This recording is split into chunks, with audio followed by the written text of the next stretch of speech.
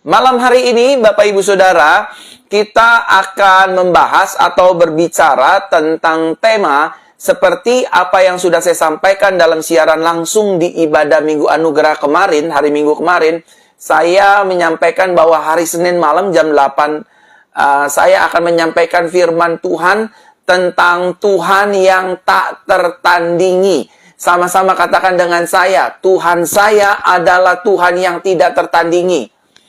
Ayo Bapak Ibu Saudara, semua ada 1242 jemaat Tuhan, sama-sama katakan dengan saya, Tuhan saya adalah Tuhan yang tak tertandingi. Amin.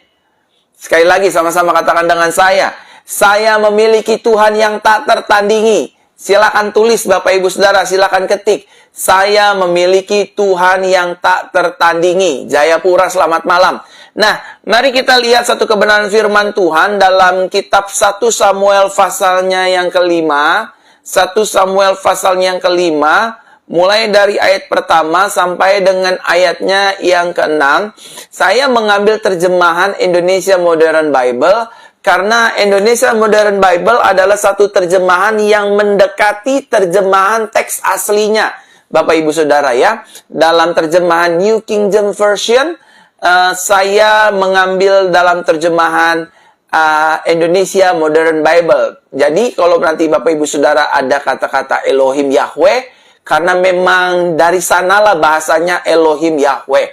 Ya, Bapak Ibu Saudara ya, dikatakan demikian kitab 1 Samuel pasal 5 ayat 1 sampai dengan ayatnya yang ke-6.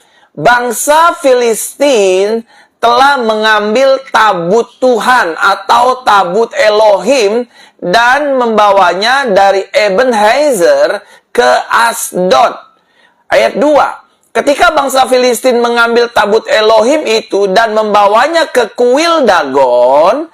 Kuil Dagon adalah kuil di mana orang Filistin, bangsa Filistin menjadikan kuil tersebut menjadi tempat untuk mereka menyembah ilah-ilah mereka masing-masing. Saya lanjutkan. Dan membawanya ke kuil Dagon, serta meletakkannya di dekat patung Dagon. Jadi di sini ada tabut Elohim Yahweh, ditaruh di samping kuil Dagon, Bapak Ibu Saudara ya. Ayat 3. Pada keesokan harinya, saat orang-orang Asdod bangun pagi-pagi, mereka melihat bahwa patung Dagon telah jatuh dengan mukanya ke tanah di hadapan tabut Tuhan atau tabut Yahweh. Jadi ini patung Dagon, kuil Dagon, patungnya, ini tabut Elohim. Dan besok harinya pagi-pagi orang Asdod melihat bahwa tabut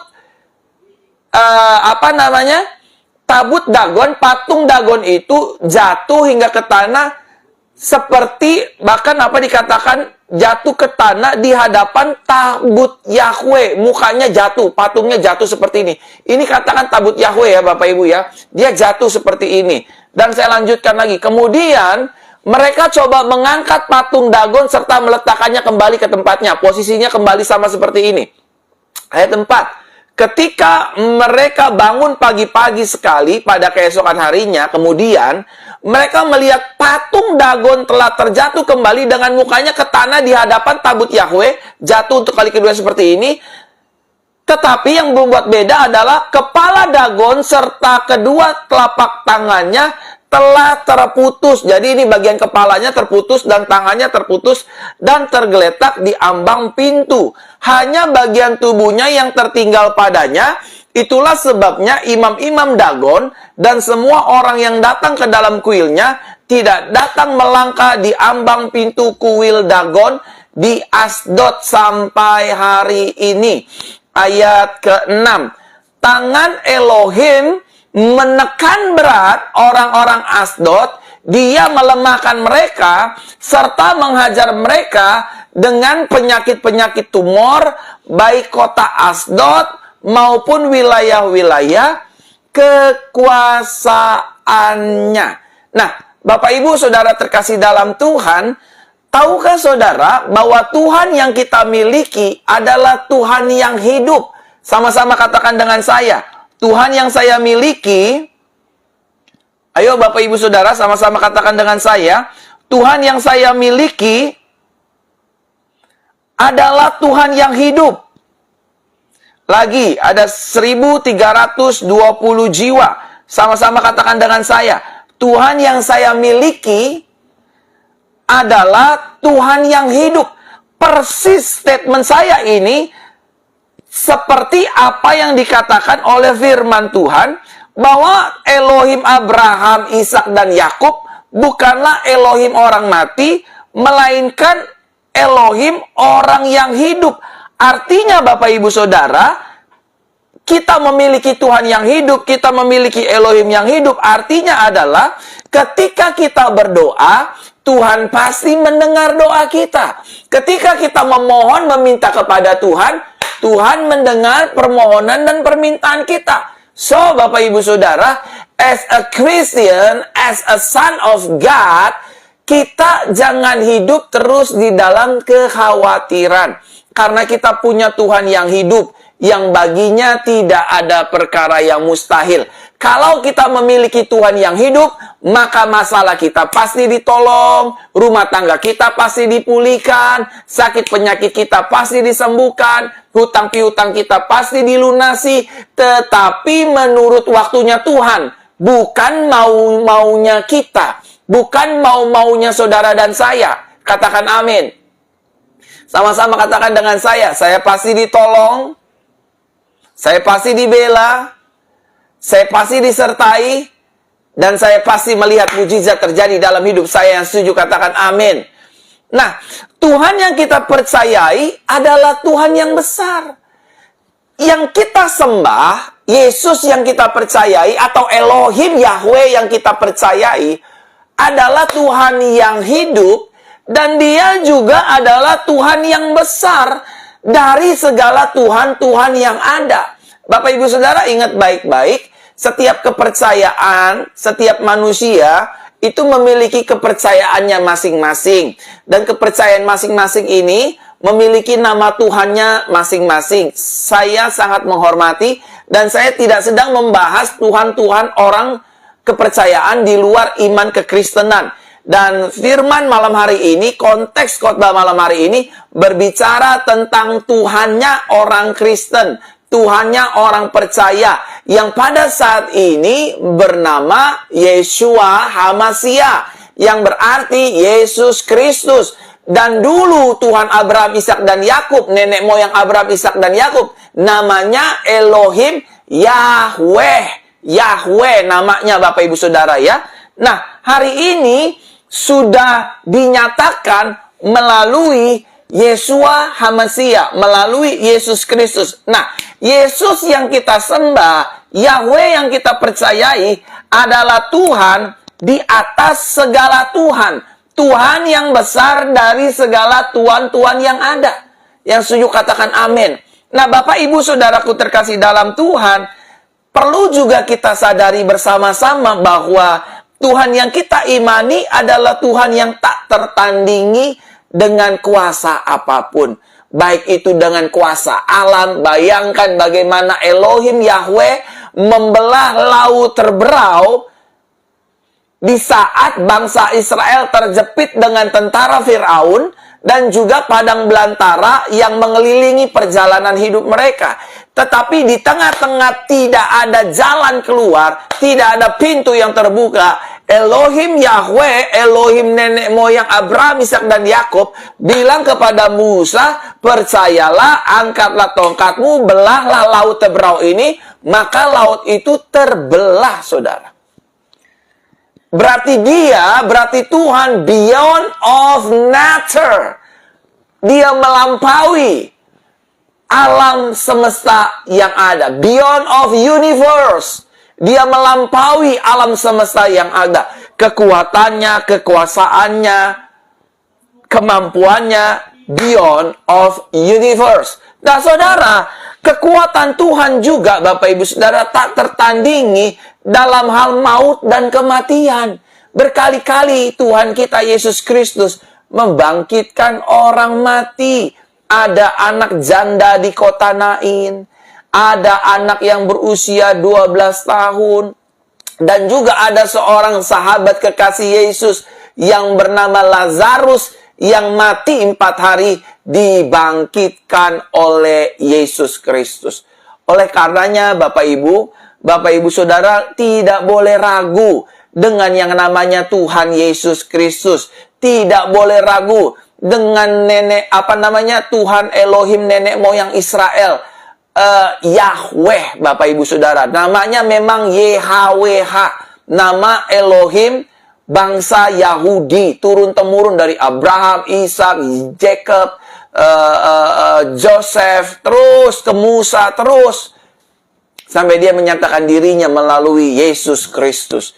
Nah, Bapak Ibu yang terkasih dalam Tuhan, sebagai orang percaya, kita harus sering-sering menyadari bahwa kita memiliki Tuhan yang hebat. Taruh tangan kanan di dada seperti ini, sama-sama katakan dengan saya punya Tuhan yang hebat.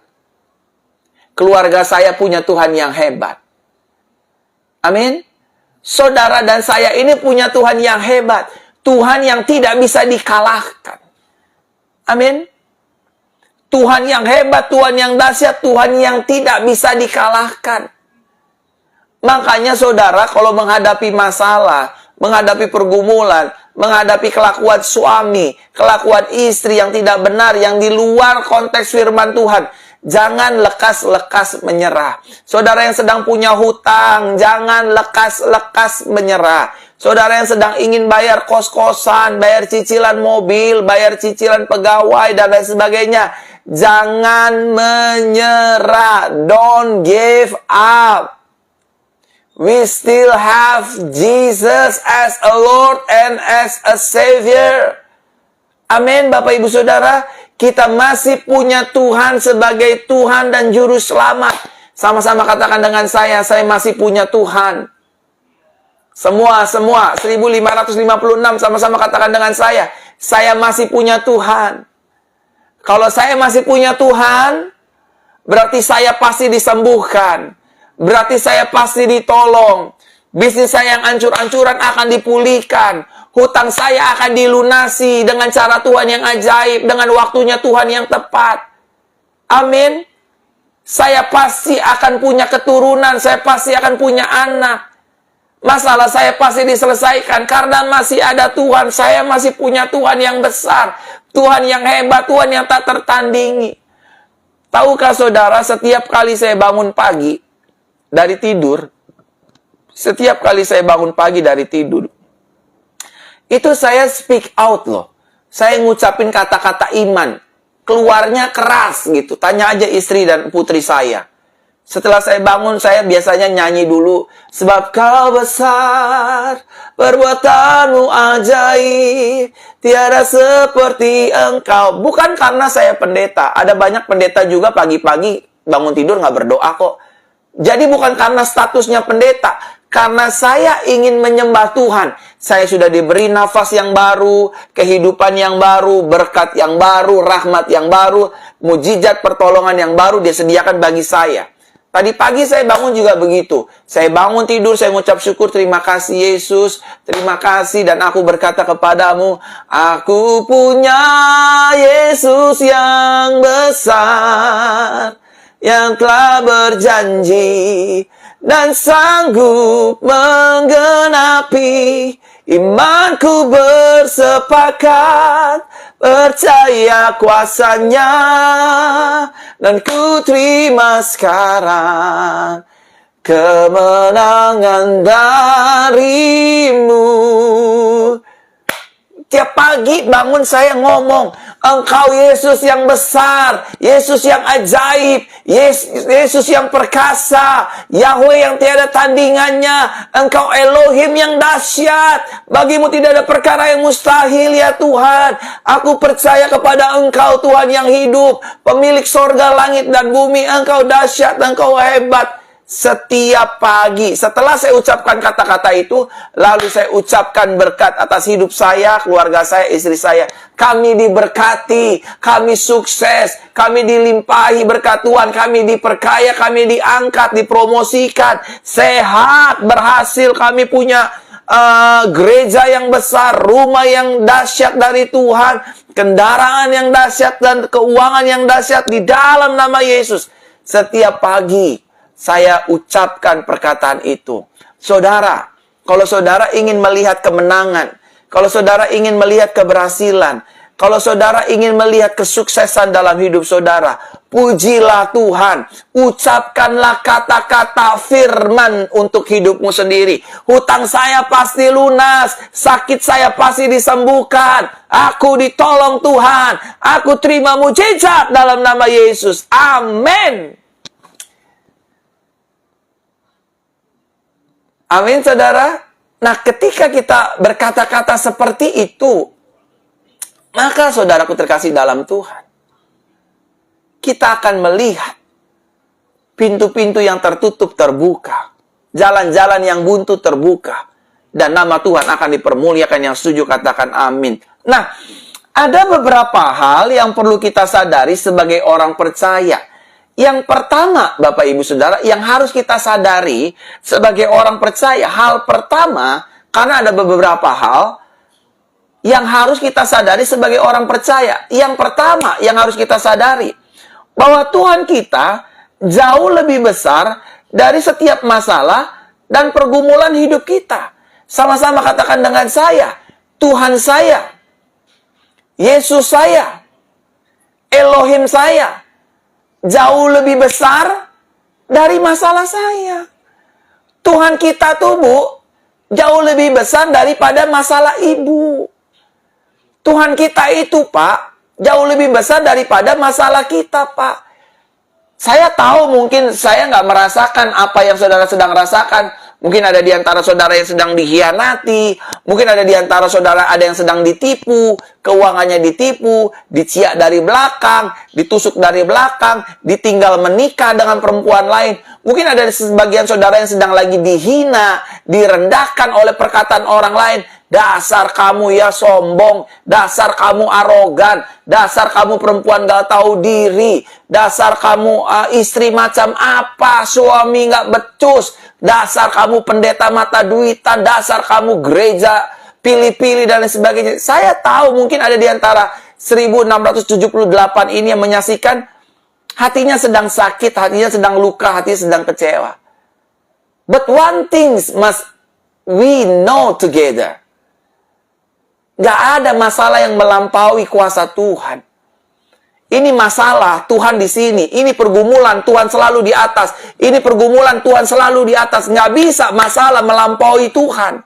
Masalah selalu ada di bawah Tuhan. Itu artinya kalau ini masalah, ini Tuhan. Ini mah kecil, saudara. Tuhan cuma minta, you just believe Him. Percaya saja sama Tuhan. Gak usah, ya tapi kapan? Kapan lunas utang saya? Kapan cicilan saya dilunasin? Kapan suami saya berubah? Kapan istri saya berubah? Gak usah nanya kapan deh. Nanti kalau dibalikin Tuhan, kamu juga kapan berubahnya, malu. Ada banyak orang Kristen tuh gak nyadar, saudara. Ngomong sama Tuhan, kapan ya suami saya berubah? Kapan ya istri saya berubah, Tuhan? Kapan ya anak saya berubah? Kapan ya saya bisa punya rumah? Kapan ya utang saya lunas? Kapan ya saya punya mobil? Kapan ya saya terkenal? Kapan ya karir saya bagus? Kebanyakan nanya sama Tuhan, kapan? Bukannya nggak boleh, saudara. Sabar. Nanti kalau Tuhan tanya balik sama kita, kapan ya si Verona bisa berubah? Kapan ya si Agus bisa berubah, nggak galak sama bininya? Kapan ya si Lisa sama lakinya nurut? Kapan ya si Andreas itu jadi anak yang menurut kepada orang tuanya? Malu kita, saudara. Kita kebanyakan nanya, aduh kapan nih saya udah berobat ke Malaysia, saya udah berobat ke Pinang, minum obat, nggak sembuh-sembuh, kapan ya? Terus, kalau Tuhan balikin, kapan ya si Roy itu berdoa sama saya? Kapan ya si Roy pergi ke gereja sama saya? Kapan ya si Roy mau melayani saya dan gerejanya? Malu kita. Kalau kita kebanyakan nanya kapan, aduh lama banget sih. Tuhan gak pernah tuh ngomong, ih lama banget si Verona bertobatnya, kasarnya, marah-marahnya. Malu, saudara. Makanya saya gak berani ngomong, Duh, kapan ya Tuhan? Kira-kira kapan ya saya punya rumah ya? Kira-kira saya kapan ya punya deposito miliar-miliaran? Kapan ya Tuhan? Nanti kalau ada malaikat bisikin saya, kapan ya si Verona benar-benar melayani saya sungguh-sungguh? Malu. Malu. Makanya saudara jangan kebanyakan komplain sama Tuhan. Kalau Tuhan komplain sama kita bagaimana? Banyakan komplain, Tuhan, saya udah menikah 4 tahun nih, orang-orang udah pada punya anak, saya kapan punya anaknya, Tuhan?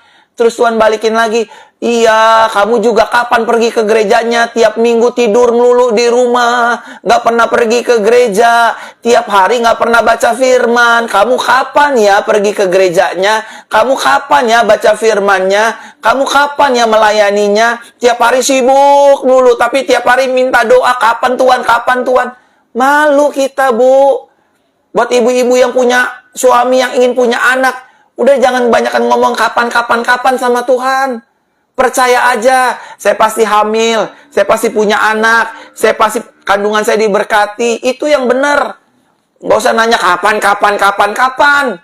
Nanti kalau malaikat Tuhan ngomong, kapan kamu pergi ke gereja? Hah? Kapan kamu mau melayani Tuhan di gereja? Aduh, nggak ada waktu, Tuhan sibuk, saya kerja di kantor. Aduh, nggak ada waktu, Tuhan, saya sibuk ngurusin suami. Aduh, nggak ada waktu, Tuhan, saya sibuk main golf. Aduh, nggak ada waktu, Tuhan, saya harus sasak rambut tiap hari Minggu. Aduh, nggak ada waktu, tiap hari Minggu saya mesti kutek kuku saya di Singapura. Kan malu kan, saudara?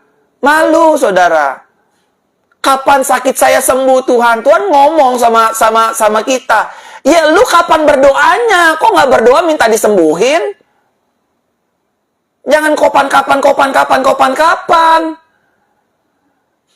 Ya, saya udah 2 tahun nih sakit stroke saya nggak sembuh-sembuh. Ya, kamu waktu nggak stroke, kamu nggak inget-inget saya. Nggak pernah pergi ke gereja, nggak pernah baca firman, nggak pernah mau melayani. Bukan Tuhan loh yang jahat. Tapi puji Tuhannya, Tuhan nggak balikin. Kamu kapan? Kan ada banyak orang gini ya. Ada banyak orang gini. Tuhan kapan sih utang saya dilunasin? Tuhan kapan sih saya diberkati keuangannya, ekonominya? Kapan sih? Nah, kalau Tuhan balikin, kamu kapan sering kasih persembahan di rumah Tuhan? Kamu kapan ngembalikin perpuluhan milik Tuhan? Nggak pernah kamu kan? Malu kita, Pak. Malu kita, Bu. Makanya udah ya. Jangan tanya kapan. Tapi sebaliknya, percayalah bahwa Tuhan kita jauh lebih besar. Saya pasti diberkati, saya pasti sukses, saya pasti berhasil, saya pasti hidup dalam perkenanan Tuhan. Yang setuju katakan amin. Soalnya ada banyak orang pengen diberkati, pengen uangnya dilimpahi, pengen keuangannya berlimpah-limpah, bermiliar-miliar. Aduh. Tapi ngeberkati istrinya pelit, ngeberkati suaminya pelit, ngeberkati gereja persembahan sedikit, balikin perpuluhan hitung-hitungan. Perpuluhan kan itu perjanjian lama, nggak ada perjanjian baru. Begitu. Giliran, mau berkat, Tuhan aku maunya yang banyak. 1 miliar, 2 miliar, rumah laku, bisa beli rumah. Kata Tuhan, emang nganape hidup? Kalau kata orang Manado tuh, emang nganape hidup? Nah, yang kedua, ada hal-hal yang perlu kita sadari sebagai orang percaya. Tadi yang pertama, bahwa Tuhan kita jauh lebih besar daripada masalah kita. Yang kedua, Tuhan kita jauh lebih tinggi kuasanya daripada kuasa-kuasa yang ada di dalam dunia ini.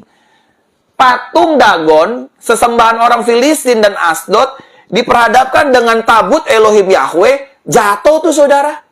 Jatuh. Makanya udah deh, jangan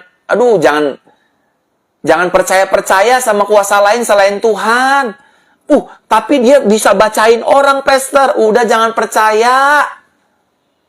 Hamsyong ujung-ujungnya, Bapak Ibu Saudara, bohwat. Jangan percaya. Percaya Tuhan aja udah. Terserah orang mau percaya paranormal, mau percaya dukun, mau percaya ilmu hitam, mau percaya guna-guna, mau percaya santet. Biarin aja, kita anak-anak Tuhan jangan percaya. Kita percayanya sama Yesus, sama firman Yesus, sama janji Yesus.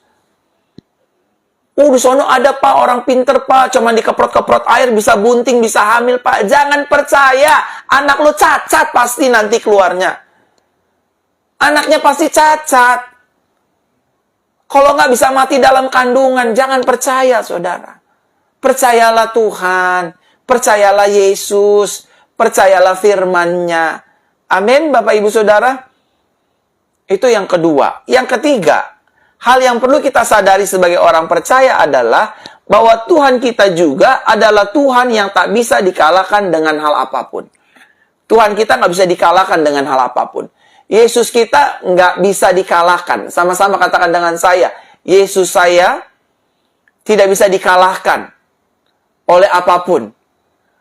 Beneran saudara. Saudara aja kalau doa dalam nama Yesus, hujan berhenti, hujan akan berhenti. Dalam nama Tuhan Yesus, badai berhenti, badai berhenti. Nggak bisa dikalahkan. Yesus itu nggak tertandingi, tak terkalahkan. Yesus kita itu hebat. Yesus kita itu udah dahsyat, saudara. Saudara tutup mata, lipat tangan, bilang, Yesus, tolong utangku. Utang saudara pasti lunas. Tapi jangan lagi nanya kapan. Yesus, tolong aku ingin rumah, berkati. Yesus pasti akan berkati. Tapi jangan lagi tanya kapan. Tapi make sure diri kita pasti diberkati, pasti dilunasi, pasti ditolong dalam nama Yesus. Percaya aja, saudara. Waktu saya bangun gereja Jesus Christ Church, Bapak Ibu, hampir 1,5 miliar, Bapak Ibu. Saya nggak punya uang. Saya nggak punya uang. Boro-boro 1,5 miliar. Saya nggak punya uang. 100 juta pun di rekening saya juga nggak ada, saudara. 100 juta pun saya nggak ada di rekening saya. Tapi harus mendanai gereja 1,5 miliar. Saya nggak tahu duitnya dari mana. Tapi itulah hebatnya kita. Tuhan kita hebat. Tuhan kita dahsyat. Tuhan kita luar biasa. Percaya. Dan jangan tanya kapan. When Lord you help our problem.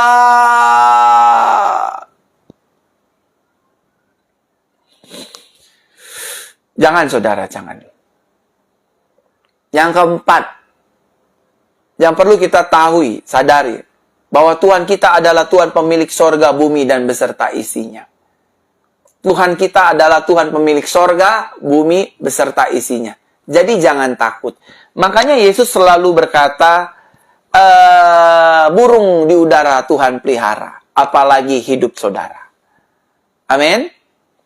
Dia pencipta langit, bumi, beserta isinya. Saudara nggak usah takut. Saudara nggak usah minder. Saudara nggak usah, kecewa. Tetap percaya bahwa Tuhan kita yang pertama jauh lebih besar dari setiap masalah dan pergumulan kita. Yang kedua, Tuhan kita jauh lebih tinggi kuasanya daripada kuasa apapun. Yang ketiga, Tuhan kita adalah Tuhan yang tak bisa dikalahkan dengan hal apapun. Yang keempat, Tuhan kita adalah Tuhan pemilik sorga, bumi, dan beserta isinya. Kalau hanya untuk makan, minum, pakai setiap hari, kita akan melalui bulan September dan memasuki bulan Oktober. Sepanjang 31 hari di bulan Oktober, kita pasti diberkati, kita pasti ditolong, kita pasti dipelihara, kita pasti diangkat Tuhan. Tidak akan dibiarkan kita meminta-minta dan mengemis-ngemis. Dalam nama Yesus itu terjadi atas hidupku dan hidupmu. Sepanjang bulan Oktober kita berkelimpahan, sehat, berkemenangan, berprestasi. Amin. Dijagai dari segala kejahatan.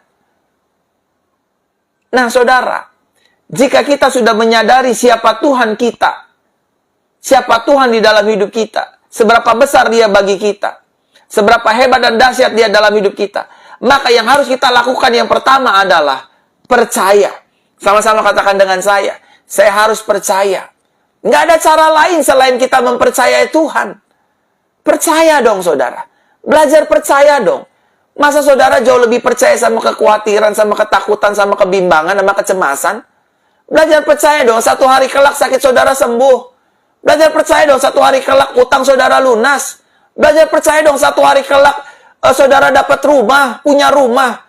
Saya aja percaya saudara. Saya ini nggak punya uang saudara. Tapi saya percaya satu hari saya bisa pergi ke mana-mana gitu, ke bangsa-bangsa. punya rumah yang besar untuk istri anak. Punya uang sih, tapi nggak punya yang sampai bermiliar-miliar gitu. Belum. Tapi saya percaya, saya akan memilikinya. Dengan cara bukan meminta-minta sama jemaat, tapi meminta-minta sama Tuhan. Saya percaya. Saudara harus belajar tuh percaya sama Tuhan. Sampai kapan? Setiap hari. Sampai mujizat itu nyata. Jangan percayanya, hari Minggu saudara berdoa untuk rumah, kepengen punya rumah, terus percaya cuman Senin, Selasa, Rabu, Kamis, Jumat, Sabtu. Terus hari Seninnya ragu-ragu dan bimbang. Tuhan denger gak sih? Tuhan jawab gak sih? Tuhan dengar, Tuhan pasti jawab. Tapi tunggu waktunya Tuhan. Amin. Selama kita menanti dan menunggu waktunya Tuhan, lakukan aja bagian kita. Pergi ke gereja, pergi ke toko, buka warung, buka usaha, dagang, bekerja. Percaya, saudara. Saya nggak punya cukup banyak uang untuk bangun gereja. Gede dananya. 1,5 miliar dananya. Ratusan juta bangunnya, saudara. Nggak punya duit. Tapi saya percaya ada Tuhan yang menolong. Ada Tuhan yang menopang. Hari ini puji Tuhan tuh Bapak Ibu tiap minggu ada 200-300 jemaat. Pagi sore hadir, pagi sore hadir. Bahkan hampir 400 jemaat pagi sore hadir, pagi sore hadir. Kadang 150, kadang 200, kadang 200 lebih. Kadang 150. Tuhan mau kita percaya, saudara. Masa sama hal-hal buruk kita percaya, sama hal-hal baik kita nggak percaya? Nah, kita mesti koreksi tuh. Pikiran kita perlu dikoreksi, iman kita perlu kita koreksi. Masa sama penyakit kita percaya, sama kesembuhan kita nggak percaya? Kita lebih percaya, aduh sakit saya stadium 3, sakit saya stadium 4, sakit saya bengek, sakit saya stroke. Masa sama beginian percaya, sama kesembuhan nggak percaya sih, saudara?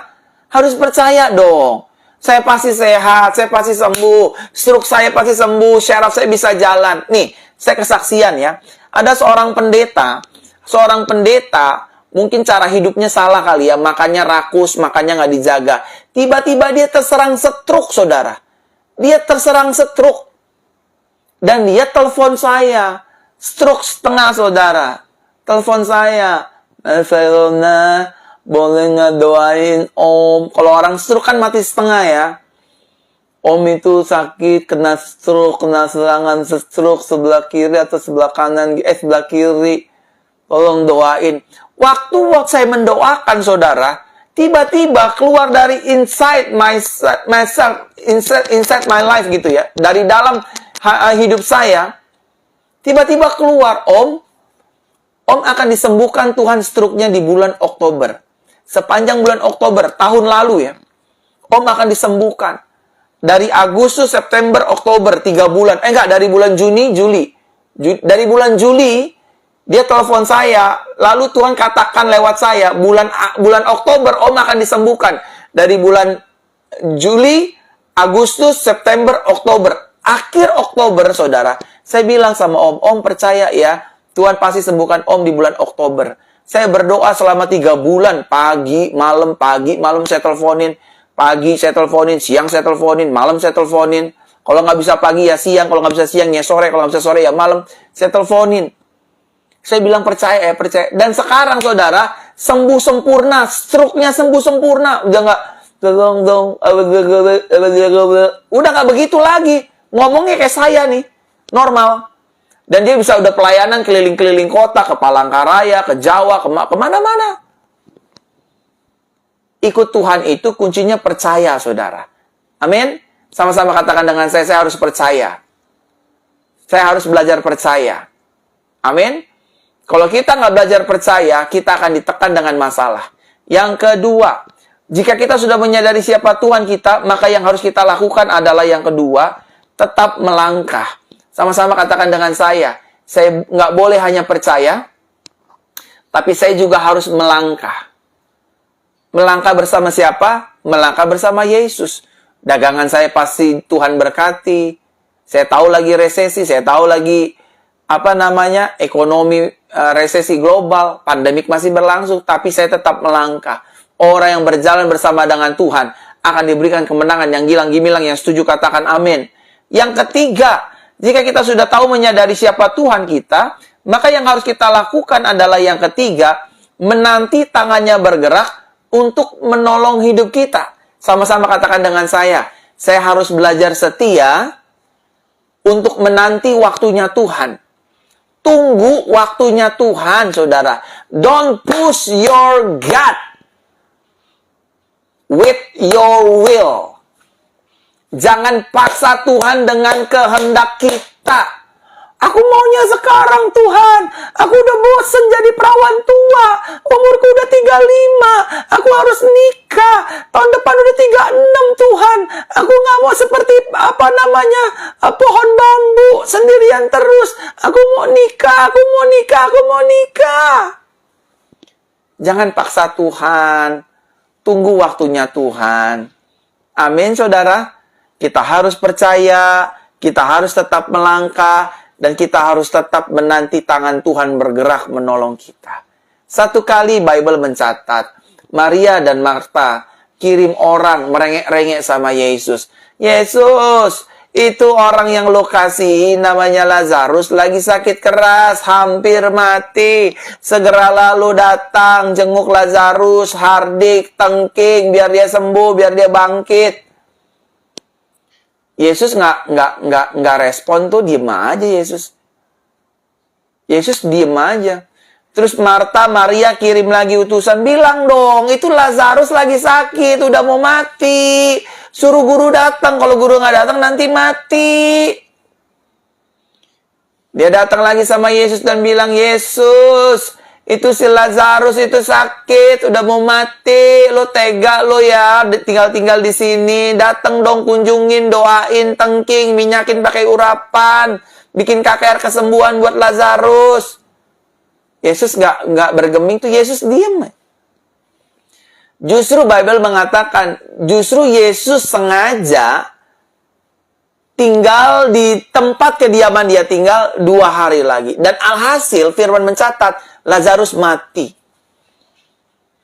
Mati, saudara. Tapi Yesus, Tuhan yang berkuasa. Tuhan beyond of everything. Dia melampaui segalanya. Amin. Belajar menanti tangannya bergerak untuk menolong hidup kita. Dan akhirnya setelah 2 hari kemudian, Yesus bilang sama murid-muridnya, ayo kita ke Lazarus. Lazarus sudah mati. Kita bangkitkan. Jadi itu barang. Yesus sampai, orang-orang pada komplain. Aduh, coba kalau lo datang kemarin. Aduh, coba kalau lo datang kemarin. Aduh, coba kalau Tuhan datang kemarin. Aduh, kalau guru datang kemarin. Lazarus pasti nggak mati. Nah, ada banyak orang Kristen tuh begitu sama Tuhan. Aduh, coba Tuhan tolong saya kemarin. Coba Tuhan tolong saya hari ini. Coba Tuhan kasih jodoh saya sekarang. Coba Tuhan bayari utang lunas saya sekarang. Utang saya lunas sekarang. Saya dapat rumah sekarang. Saya dapat cicilan sekarang. Saya dapat karir yang bagus sekarang. Sekarang. Aduh. Banyak kita seperti Maria dan Marta. Ngoceh dulu. Padahal Yesus bilang, penyakit ini tidak membawa kematian atas Lazarus, melainkan nama Elohim Yahweh akan dipermuliakan. Dan benar, Yesus bertindak sesuai dengan waktunya. Setelah 2 hari, Yesus sambangi rumah Maria, Marta, dan Lazarus. Di mana Lazarus kau kuburkan? Di sana Tuhan, di sana guru. Yesus datang, nggak banyak omong. Dia cuma ngomong, Lazarus, bangkit, keluarlah. Keluar tuh saudara, bangun, mayat 4 hari mati. Keluar. Dikasih makan, hidup. Nah, kalau saudara mau lihat mujizat, saudara ingin lihat kemenangan, jangan paksa Yesus. Amin. Sama-sama katakan dengan saya nggak boleh paksa Tuhan. Sama-sama katakan dengan saya nggak boleh paksa Tuhan. 1876, sama-sama katakan dengan saya nggak boleh paksa Tuhan. Amin. Belajarlah setia menanti waktunya Tuhan. Karena firman berkata, indah pada waktunya Tuhan. Kita ditolong, kita disembuhkan, terima mujizat. Yang setuju katakan amin. Yang terakhir, yang keempat. Jika kita sudah menyadari siapa Tuhan kita, maka yang harus kita lakukan adalah Yang keempat, tidak hidup di dalam rasa ketakutan lagi. Fear not, kalau kata firman, jangan takut. Sama-sama katakan dengan saya nggak boleh takut lagi. Saya nggak boleh hidup dalam ketakutan lagi. Orang yang hidup dalam ketakutan, cenderung hidupnya diombang-ambingkan oleh setan. Tuh kan, kamu nggak disembuhkan, kan hutang kamu nggak ditolong, kan begini, kan begitu, kan begini, kan begitu. Orang yang hidup di dalam ketakutan, pikirannya selalu diintimidasi oleh setan. Telinganya selalu diintimidasi oleh setan. Hatinya selalu diintimidasi oleh setan. Oleh karenanya, tengking setiap ketakutan kita. Aku punya Tuhan yang tak tertandingi. Aku punya Tuhan yang hebat. Aku punya Tuhan yang baginya tidak ada perkara yang mustahil. Aku pasti ditolong. Aku terima mujizat. Aku mengalami terobosan. Aku mengalami financial breakthrough. In Jesus' name, aku tunggu waktunya yang terbaik dari Tuhan. Jangan takut, saudara. Apa-apa takut. Besok makan gimana? Besok bayar ini gimana? Gaji nggak cukup. Besar pasar daripada tiang. Saudara punya pengeluaran rutin, saya juga punya pengeluaran rutin. Saudara bayar ini dan itu, saya juga bayar ini dan itu. Saudara makan di mall bayar, saya juga makan di mall bayar. Isi e-tol bayar, saya juga bayar. Emang pendeta nggak bayar? Bayarlah.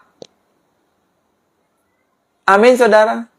Saudara ngasih persembahan, saya juga ngasih persembahan. Bahkan saya udah bilang sama Bapak Ibu Saudara, kalau saya ngasih persembahan buat gereja, nggak pernah sedikit. Tuhan saksinya, saudara. Istri saya saksinya, Tuhan saksinya. Kalau saya ngasih persembahan buat Tuhan, nggak sedikit.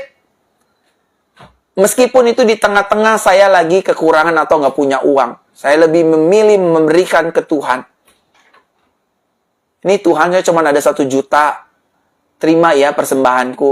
Ini Tuhan saya cuma ada 2 juta. Terima ya persembahanku. Ini loh Tuhan aku cuma ada 3,5 juta. Terima ya persembahanku. Ini loh Tuhan, aku cuma ada 50.000, terimalah persembahanku. Saya kasih Tuhan. Ya emang kalau kayak begitu gak berhikmat dong. Besok makan bagaimana? Mau makan firman? Aduh. Ingat ya, Bible mengatakan, cinta akan Tuhan menghanguskan diri kita. Artinya kita pasti akan dibela oleh Tuhan.